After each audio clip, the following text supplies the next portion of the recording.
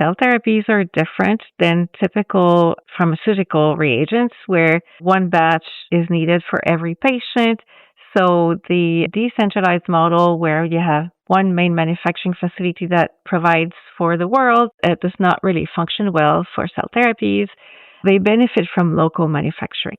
Accessibility to these therapies in other parts of the world has been much more challenging. And so we believe that we can tech transfer our technology to centers in different parts of the world that do not have access to cell therapy yet, and basically be there for them every step of the way to hopefully make this therapy more available in their parts of the world. Welcome back.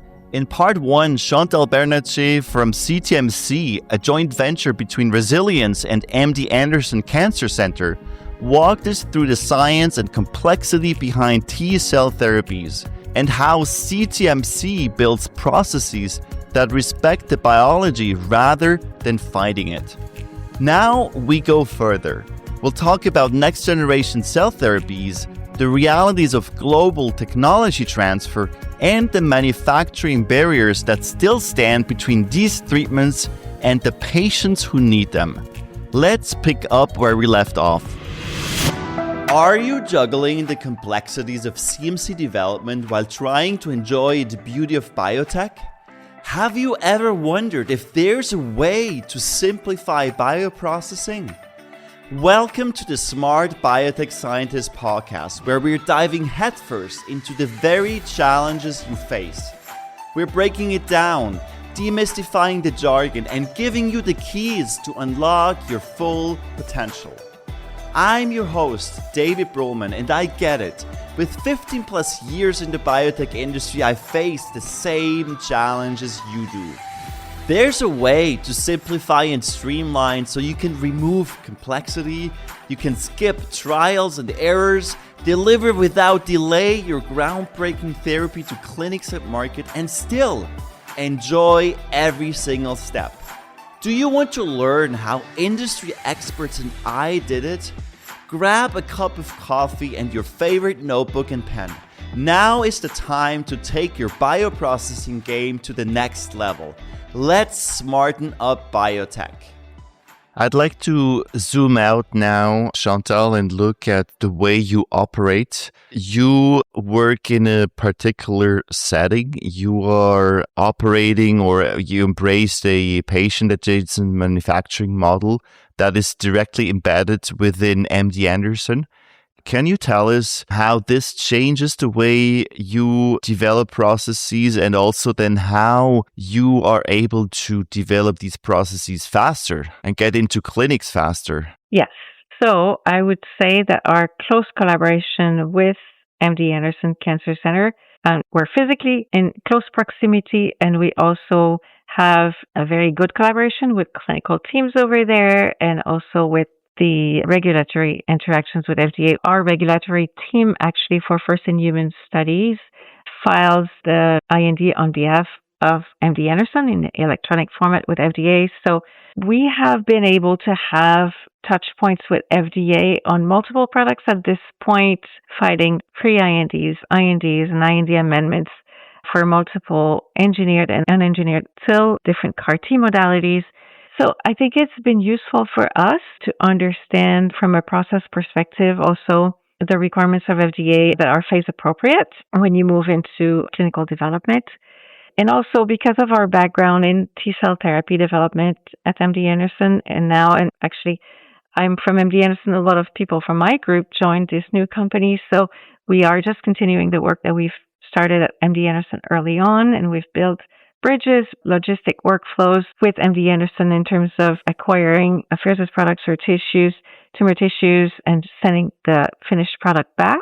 We work very well with them, and we are able to accelerate the study activation time post-IND safe to proceed. So that is very well aligned with accelerating the development of the products. I would say on the process development perspective, we have accumulated experience with different platforms tailored to different products. So it's rather easy for us to assess the needs of a new product coming in and tweak platforms that we already have existing to accommodate the needs of a new product. So I think having touched many different patient population and cell therapy products, it becomes easier to navigate.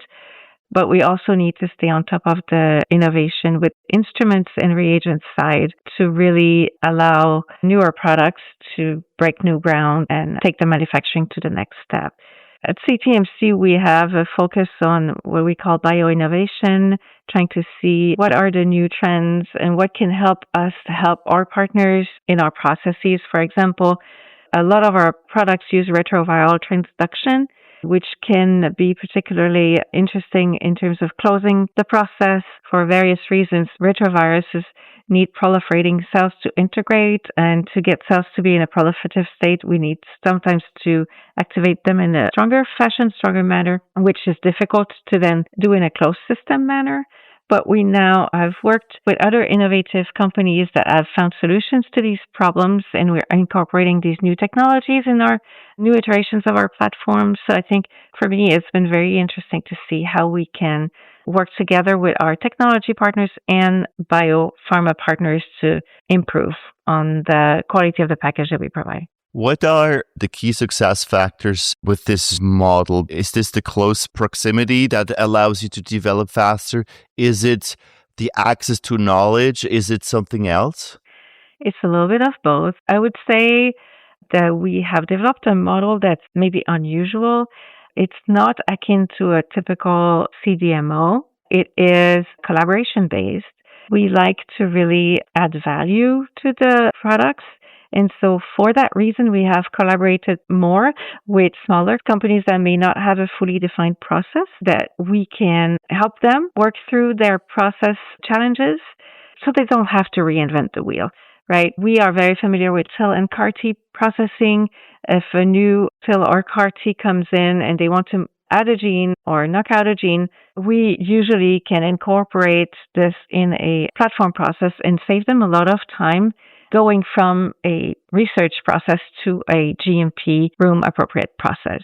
That's still phase appropriate for phase 1, but I think we can accelerate there just because we have good experience with taking these type of products from research to clinical proof of concept. In addition to that, you're working on an alliance that aims to transfer cell therapy manufacturing knowledge globally. How does that work? Yes.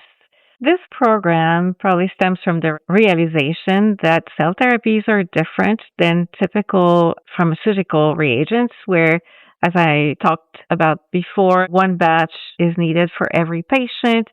So the decentralized model, where you have one main manufacturing facility that provides for the world, it does not really function well for cell therapies. So they benefit from local manufacturing. Though in the U.S. there are multiple CAR T products approved and now a TIL therapy product approved, accessibility to these therapies in other parts of the world has been much more challenging. And so we believe that we can tech transfer our technology, our platform processes for TIL, for example, to centers in different parts of the world that do not have access to TIL therapy yet. And we have a first partner in our alliance, which is in Brazil. And we intend to work very closely with them to see what they need. So these type of alliances will be definitely customized based on the needs of the different centers that wishes such an interaction. But we are equipped to transfer our procedures on the process side and the analytics as well. We can really understand where they're at and help them have even discussions with their regulatory bodies that may not be used to receive applications as used as the FDA to review cell therapy applications. So we can help them formulate a regulatory strategy, engage with their regulatory authorities, and give them training, hands-on training on the process in analytics side, and basically be there for them every step of the way to hopefully make this therapy more available in their parts of the world. We've seen that people are welcoming this, so we hope that this model can be extended to multiple other centers. What are you seeing as you're working on this model? What are the biggest manufacturing and process barriers that currently limit patient access? Well, the Global Alliance Network model is really to extend the availability of these therapies to other centers. What we're seeing for cell therapy, particularly because it's newer in terms of being FDA approved, we see that centers see the benefits of cell therapy being reported and they want to be part of it, but they are unsure on where to start. It is more involved manufacturing than CAR T. As I mentioned, it's a longer time frame and it involves larger number of cells. So people are unsure where to start, and we can really help them get started, make sure they have the critical reagents. I mentioned that we developed ways to grow cells even from highly pretreated patients. That took us years to sort of understand and readjust our processes to get there, but we can provide them with that process right away so they don't have to overcome that challenge when it presents to them. For smart biotech scientists who is unsure where to start, what is one piece of advice you would give them? I think that for somebody starting out, first of all, in my team, I have the privilege of working with scientists who understand the realities of GMP manufacturing because they have that background. So I think that for a process development scientist, it is really useful to expose yourself to a GMP manufacturing environment and understand the constraints of that environment. Because sometimes what seems doable or easy in process development lab may not be adapted to GMP environments. I think it's important to keep that in mind at every step of the way when you develop a new process. Other than that, I think that challenges will occur, but it's about being patient, but persistent, because there's always a way to overcome. But we've sent quite a few processes in the clinic that at some point struggle, come back for more optimization, and then it's a back and forth. But I think every product is different. New technologies require new adaptation. Now on the CAR T front, people are coming in with very innovative approaches, with logic-gated CAR T, attacking more than one antigen. I think these are tomorrow's successes probably in the clinic. The process development for each of these iterations need to be adapted to the new reality. Speaking of the future, Chantale, how do you see the future of CAR T? Because we hear now about second and third generation TILs and CAR T approaches. What does that mean, and where is the field going to? Yes. So I would say for CAR T specifically, we've seen quite a few generations, as you remarked. The constructs were iterated on first with enhancing the signaling through the CAR T molecule to the second generation, then adding other genes to the CAR T to make them function in the tumor microenvironment. Right now, we see more of these approaches to try to widen the antigens that are targeted by CAR T by having safety gates around them, meaning that I said at the beginning that it's difficult to find one antigen that is only expressed in tumors and not on normal cells, that will not cause damage to normal cells if targeted. So now there are intelligent CAR T molecules that can target several antigens, but only kill the target if the antigens are expressed on a tumor cell. For example, the link cell therapies that we are working with is a company developing a product that targets two antigens, the ENPP3 and CA9, that are normally co-expressed on tumor cells for renal cell carcinoma, but they can also be found on normal cells, but never co-expressed. So this CAR construct can actually be only fully activated when a cell co-expresses the two antigens, which should be a tumor cell. So there are more next-generation designs that will potentially avoid toxicity on normal cells and focus the cytotoxicity on tumor cells, and hopefully extend the patient population that can be benefiting from these CAR T therapies. On the TIL side, the only FDA-approved version is unengineered yet, relies on the natural ability of the T cells to recognize the tumor. What we see coming as next generation is engineered TIL, engineered in different ways. We have our longest interaction at CTMC with a company called Obsidian Therapeutics, who is developing a membrane-bound IL-15 engineered TIL product to remove the need to treat the patient with high-dose IL-2 concomitantly with the TIL, and that was historically done to favor engraftment and persistence of the TIL. Now, if they carry the cytokine directly on the T cell. They will not need to supplement with ex vivo cytokine, and this will limit the toxicity profile of the TIL because a lot of the toxicity comes from the high-dose IL-2. So this is great. They're showing improved efficacy. We need to see more patients. Those are only a small number of patients that the outcome have been reported, but I think it's very encouraging. KSQ Therapeutics is also developing another cell product in which critical genes impeding the activity of the TIL are removed by CRISPR technology. So they have a dual edited product that targets both SOX1 and RAGNase1 and to improve the function of the TIL. So the field is evolving towards improving the function of the infused T cells, both for CAR T and TIL. I think this is where the future lies. For CAR T, I think the short manufacturing process, preserving more of the fitness of the T cells, is definitely something pursued and I think very promising. But there's also in vivo CAR T, which is basically removing the ex vivo manufacturing altogether. This is where patients are infused with the viral vector that will, in the body, target the T cells to engineer them into CAR T cells. But there's very limited data available on this therapy. It is promising, but it has the caveat that we cannot totally monitor.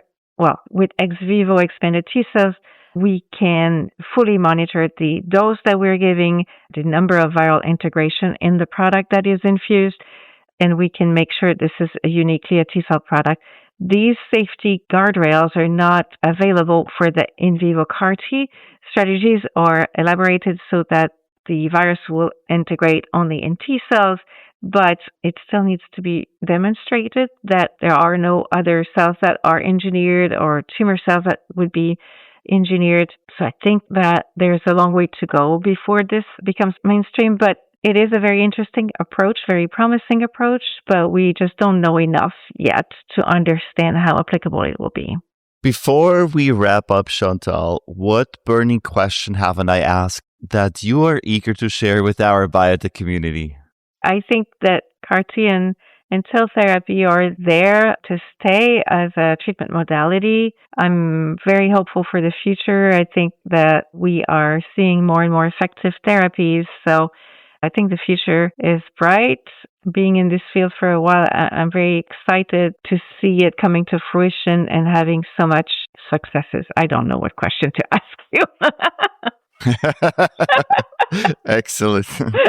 This has been great, Chantale. We have covered a lot of ground today. If our listeners had to take away just one single thing, what would that be?